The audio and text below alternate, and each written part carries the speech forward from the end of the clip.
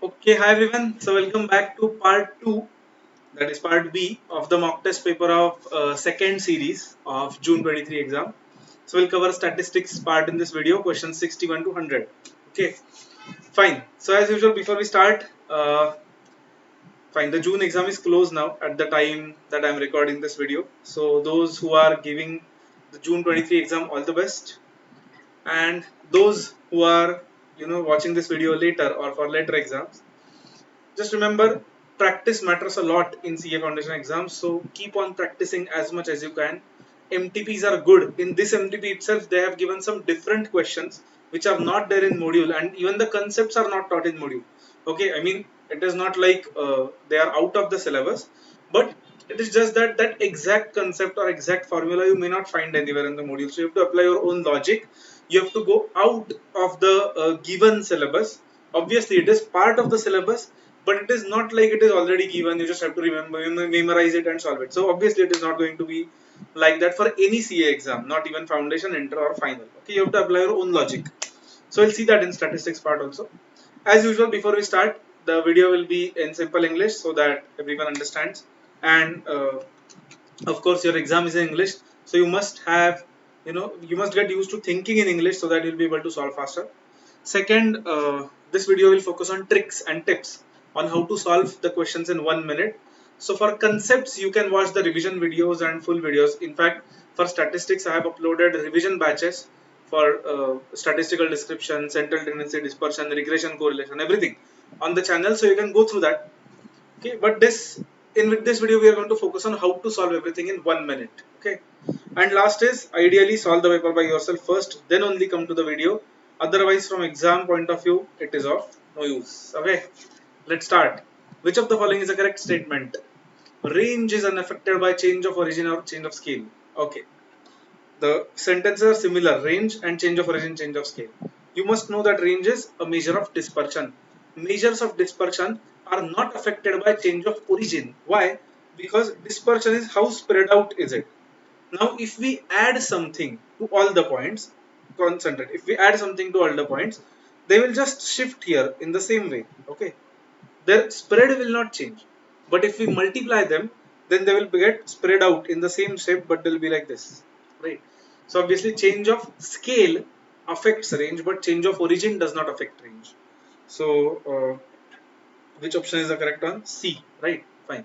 I have uploaded a separate video on change of origin, change of scale. It is just a 10-15 minutes video, I guess. You can go through that to understand the entire concept because a lot of questions are focused on this.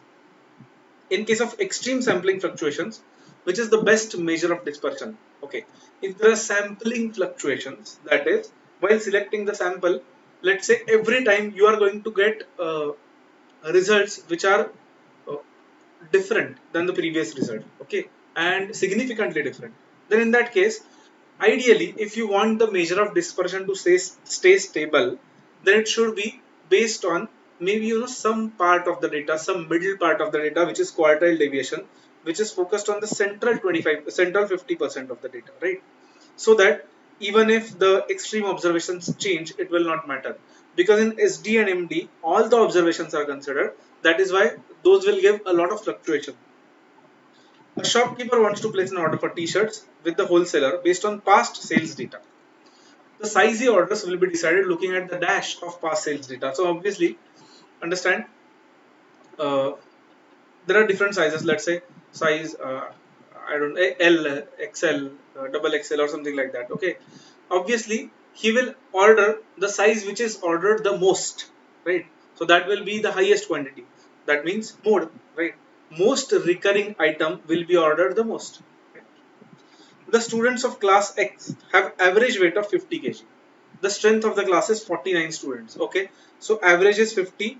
We know average x bar is what? Summation x upon n. Okay, fine. So summation x we can already find. Okay, 49 into 50, how much is that? 2450. Fine. On including the weight of the principal, the average weight shoots up by 0.8 kg. Find the weight of principal. Okay, let's assume that weight of principal is p. So new sum will be what? 2450 plus p. Now new average will be what? Summation x divided by n. Now n is 49 plus 150. Okay. but we know that average shoots up by 0.8 kgs. That means now it is 50.8. Okay, so we can just simply find P. 50 into 50.8 is how much? 2540 is equal to 2450 plus P. So 2540 minus 2450, that is 90, is the correct answer, option B. Next, the average of P plus Q consecutive numbers starting from 1 is R. If S is added to each of the numbers, then the new average will be. Now the question looks complicated, but it is a very easy question. 1 second answer. Why? Because I mean, it is P plus Q consecutive numbers starting from 1. Forget about everything. The only thing that matters here is if S is added to each of the numbers, then what will be new average? Average is mean. Mean is affected by change of origin. S is added means it is change of origin. Okay, S is added to every number. So if S is added to every number, S will be added to average. So if old average was R, new average will be R plus S. Option A. That's it. That P plus Q is not relevant. The average weight of 40 people, 66, is increased by 2.4 kg when one man who weighs 73 kgs is replaced by another man. Find the weight of the new man. Okay. Now we'll have to form some equations. So let's see. Uh, Average weight of 40 people is increased by 2.4 kgs. Now we don't know what is average, so let's assume average is x, or let's write x. Okay, x will be better. Now that x is summation x upon n. Okay, summation x upon 40. When one man weighing 7.3 kgs is replaced by another man, that is this summation x. From this we are subtracting 73 kgs because we are removing that man, and we are adding a new person. Let's say y. Okay, this is still 40. Then new average is increased by 2.4, so it becomes x plus 2.4. Okay, we have to find weight of new man.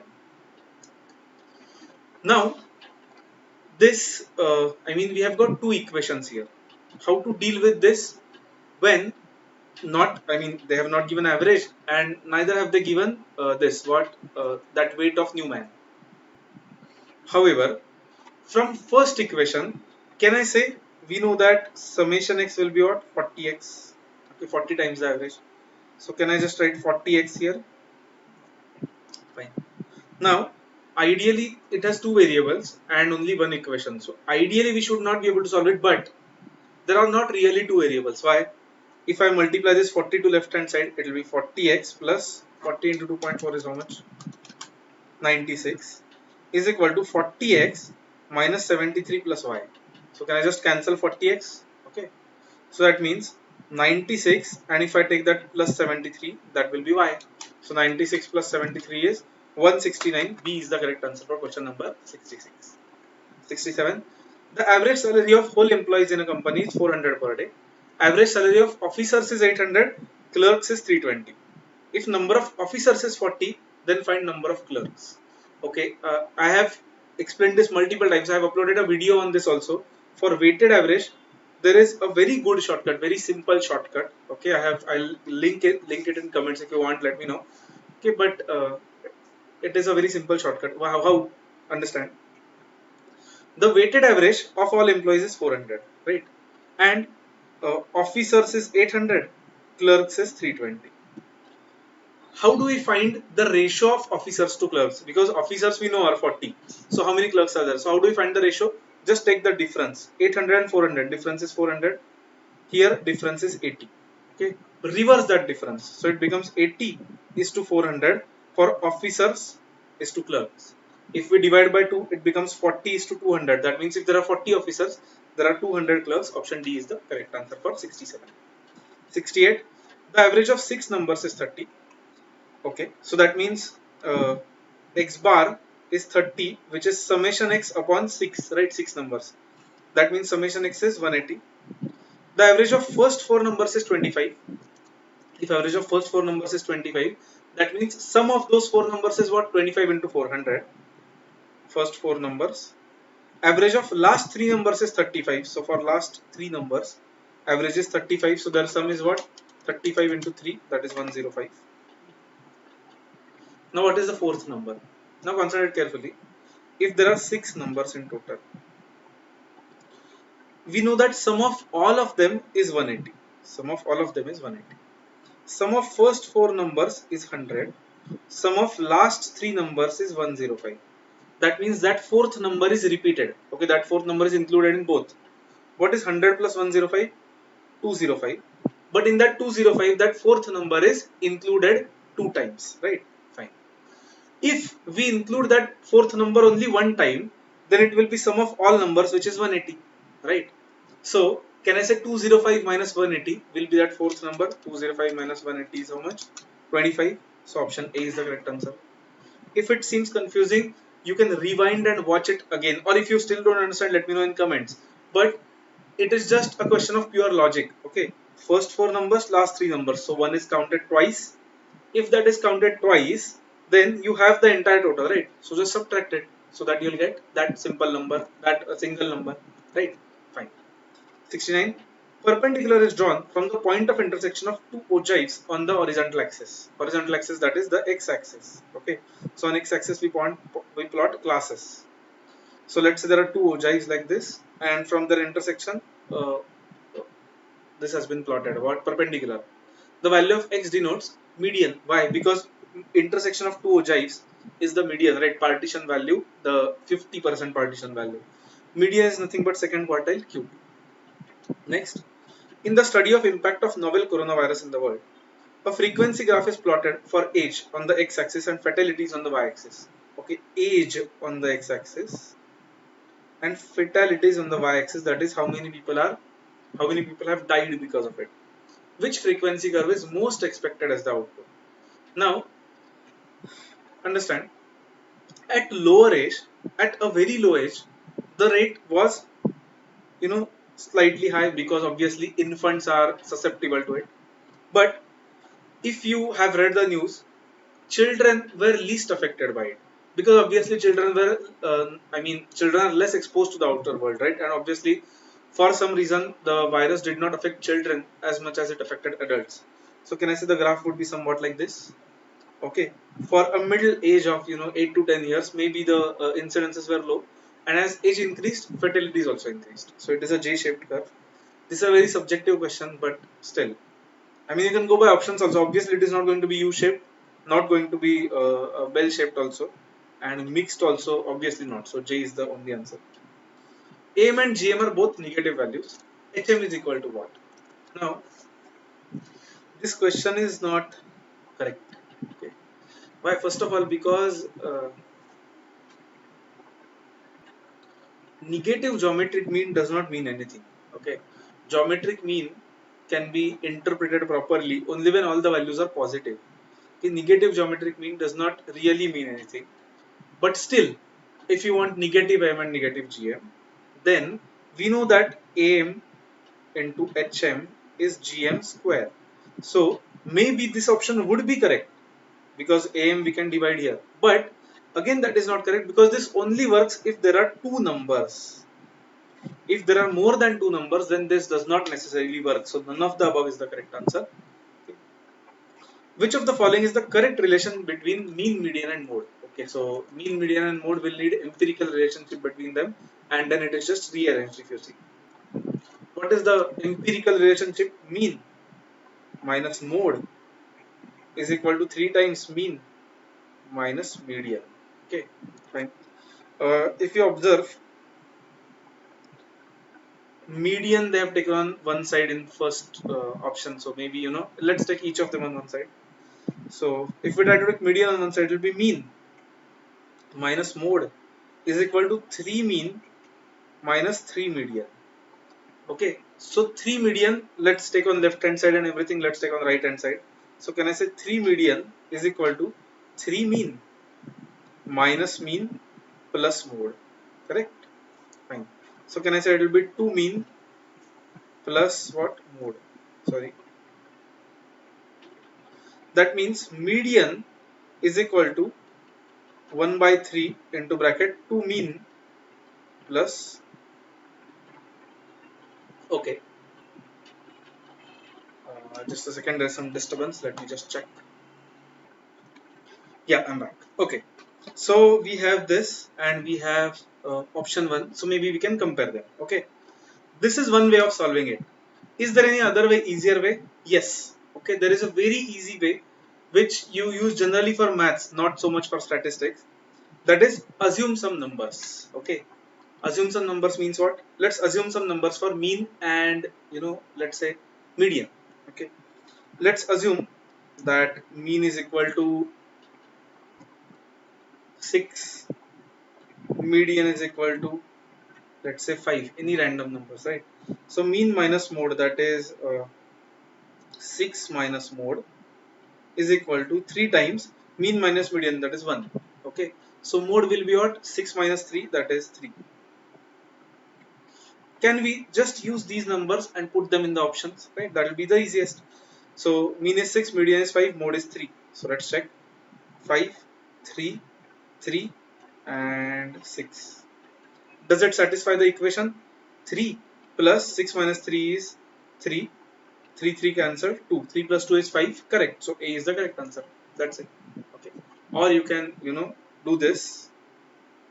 Okay. Have this, then come to option A, open this bracket, simplify it, you'll get the same answer. Both are fine, not an issue. But obviously going by options is easier. 73. A student's marks were wrongly entered as 85 instead of 45. Due to that, average marks for the whole class got increased by 1/4 the number of students in the classes. Okay, this is a similar question to the one which we had a few questions back. Just the thing is, there are, the missing figure here is number of students. Now, let's say original average x bar was summation x upon number of students. Okay. A student's marks were wrongly entered as 85 instead of 45. That means this was the correct average. But what happened is, the summation x, in that summation x, instead of 45 they entered 85. That means summation x got increased by 40, right? The number of students was the same. Because of this, average marks got increased by 1/4. 1/4 means, can I say, x bar got increased by 25%. Okay, or x bar plus 1/4 of x bar, which is nothing but 1.25 x bar, or you can write 5 by 4 x bar. Anything is fine. So you have this equation, you have this equation. They're asking what is the number of students in the class. Can we find it? Yes. We know that, so x bar is what? Summation x upon n. So can I just substitute x bar here? Yes, let's try it. 1.25 into x bar is nothing but summation x upon n is equal to summation x plus 40 upon n, right? We can cancel n. 1.25 summation x is equal to summation x plus 40. So let's take this summation x to left hand side as in subtraction. So 1.25 summation x minus 1 summation x, which is just 0.25 summation x, is 40. That means summation x will be what? 40 upon 0.25. That is how much?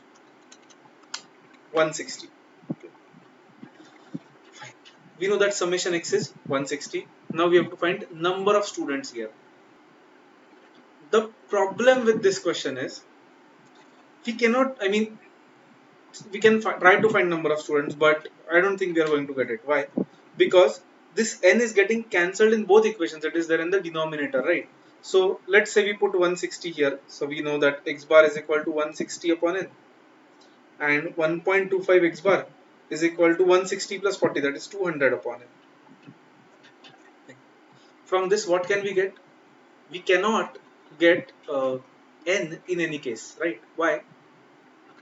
If let's say we take this 1.25 as division on the right hand side, so that means we'll have x bar is equal to 200 upon n into 1 by 1.25. But if you try, 200 by 1.25 is nothing but 160 upon n. So we have same equation as the first one, right?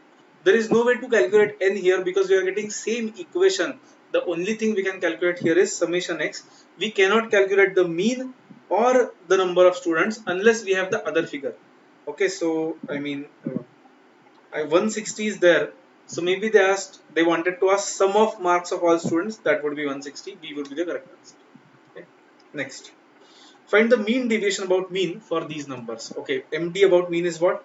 Summation of absolute value of x minus mean in this case. So what is the mean of these numbers? 1 2 3 4 5 6 numbers, right? So let's take total 2 plus 6 plus 7 plus 4 plus 8 plus 3 divided by 6, that is 5 upon n is 6.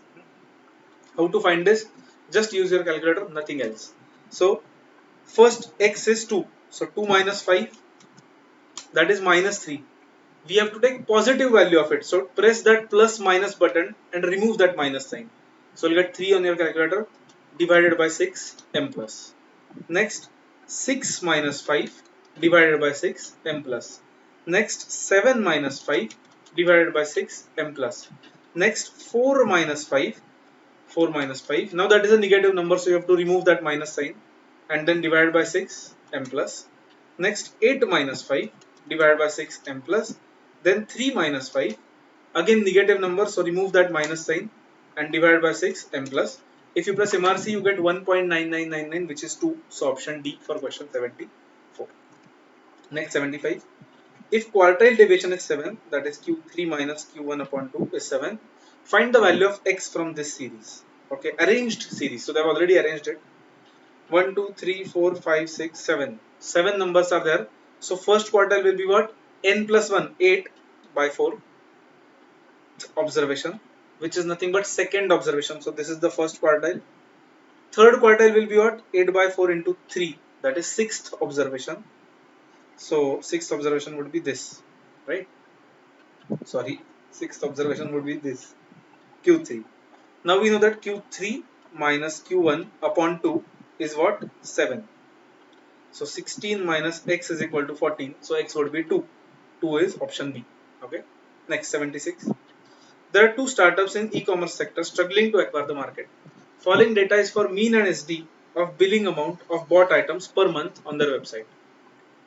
Which startup has better consistency when it comes to sales numbers? Whenever you want to compare two things, you cannot use mean or SD, you have to use CV, coefficient of variation, which is SD upon mean into 100, right? So for first startup, SD upon mean into 100 will be what? 10 upon 2500 into 100, which is 0.4. For second one, 11 upon 2200 into 100, which is 0.5. Okay. So if you see, second one is more spread out. Second one is more spread out. This one is less spread out. Less spread out means more consistent. So option A is the correct answer. Startup A. Okay. So less spread out is more consistent, better consistent. Next. If a card is drawn randomly from a deck, the probability of the card being neither a red face nor a face card. Neither a red card nor a face card. Okay. Only one card is drawn, so denominator is 52. We want neither a red card nor a face card. There are total 52 cards. How many red cards are there? 26, so they are gone. Then out of remaining cards, how many face cards are there? Jack, king and queen. 3 cards. For spades, this is the black one. And clubs, this is the other black one, right? So 3 jack, king, queen and 3. So 6 cards again we have to subtract. So how much is that? 52 minus 26 minus 6, that is 20 by 52. 25 52, or we can reduce it by 4, maybe 4 into 5, 4 into 13. So A is the correct answer for question 77. Next, 78. From a deck of 52 cards, 2 cards are drawn at random. What is the probability that there are a king and a queen if the cards are drawn one after the other without replacement? So we have not replaced them. So one card is drawn, then other card is drawn. Okay. So there are two possibilities. We get a king and queen, or we get a queen and king, right? And is multiplication or is addition. First card is king. What is the probability? There are 4 kings out of 52. And means into. Second card is queen. So there are 4 queens. But now there are only 51 cards because this is without replacement. Or again 4 queens out of 52 and 4 kings out of 51. So they are same values, right? So we can just write 2 into this. So option B would be the correct answer for question 78. In a poker, this is a very different and good question. It is not there in the module anywhere. Okay, such kind of question. In a poker set, there are 90 chips numbered from 1 to 90. Dan picks 3 chips at random, one after the other, without replacement. What is the probability that numbers on the chips in the order that he picks them are in descending order? So we are picking 3 numbers from 1 to 90. and we want probability that they are in descending order. So second has to be less than first, third has to be less than second. So what is the probability of that? That is what they are asking. Okay. Now it can be a complicated question, but if you apply logic, then you'll see that there is a simple trick for this. Okay, so concentrate very carefully. Let's see. We want, I mean, we are picking three numbers, and we want them to be We want them to be in descending order. But for that, we have to first pick three numbers, right? We have to first pick three numbers. In how many ways can we pick three numbers from 90 numbers? Can I say 90 C3, right? We are just selecting. We are not arranging them anywhere. Okay. So we are just selecting 90 C3. Whatever that is, we don't want to go into that, but we selected three numbers. Fine. Now, those three numbers, okay, understand those three numbers can be arranged in multiple ways. Okay, 3 factorial ways in fact. But we want only one of that way. Let's assume those three numbers are 30, 10, and 20. In how many ways can we arrange these three numbers? 3 factorial ways, right? But out of that, we want only one way, which is what? Descending order, 30, 20, and then 10.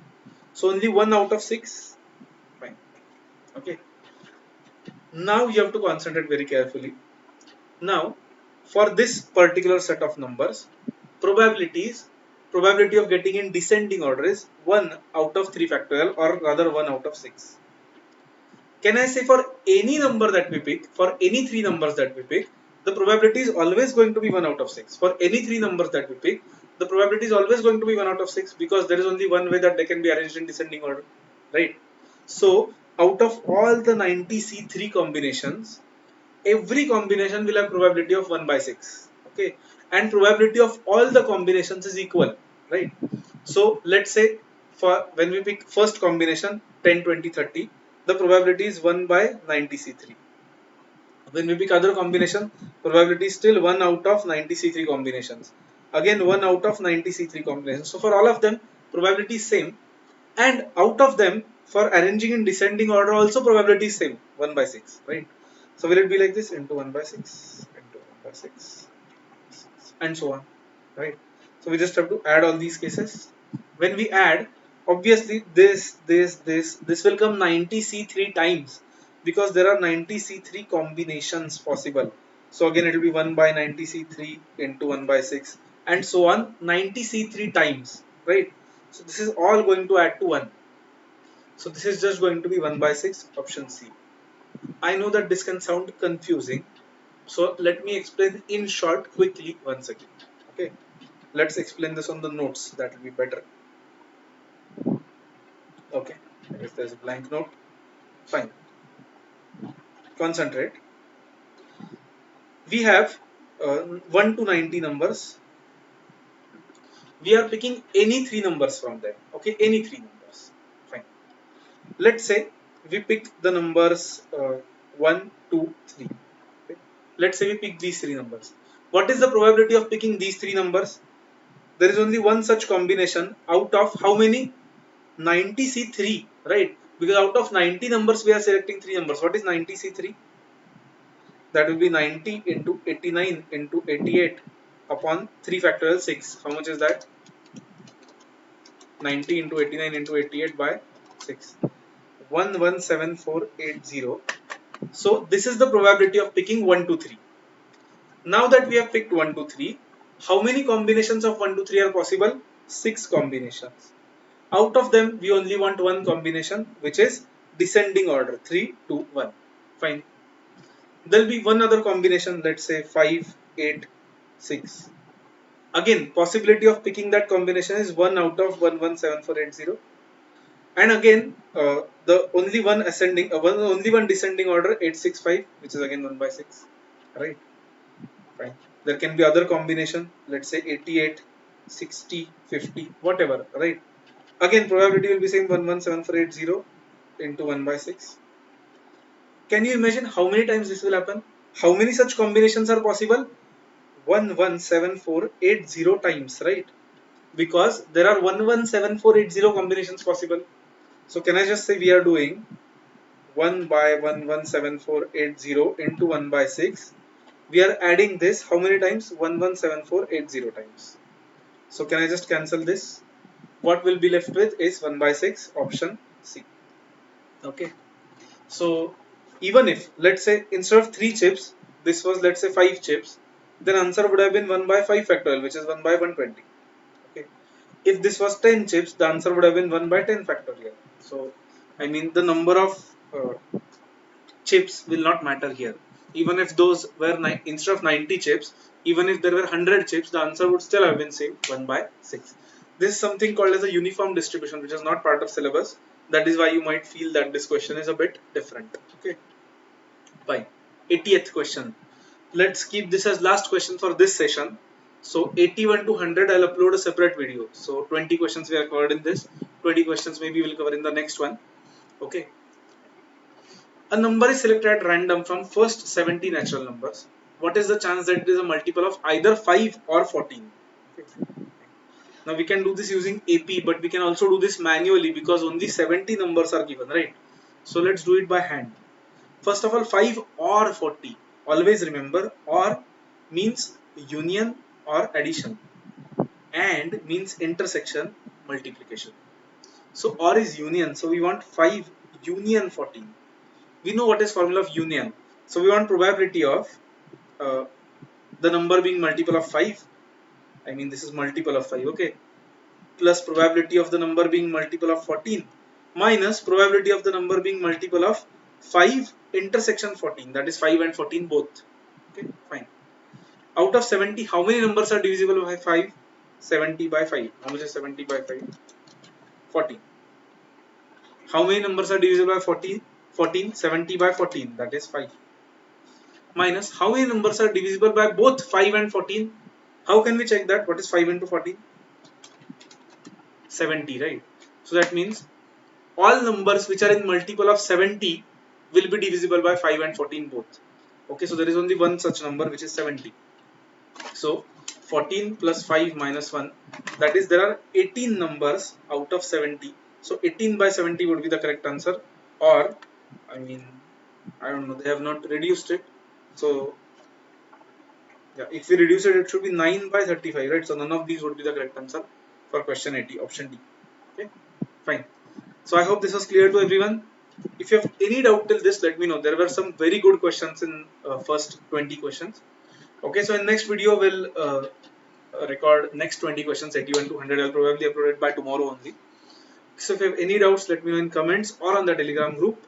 Okay, if you have liked it, don't forget to subscribe. I upload a lot of other MTP videos, all the exercises, all the question banks. In fact, entire revision batch and full batch is uploaded for free on the channel. So I hope you make use of that for your exam. Okay, so let's stop here today. Bye everyone.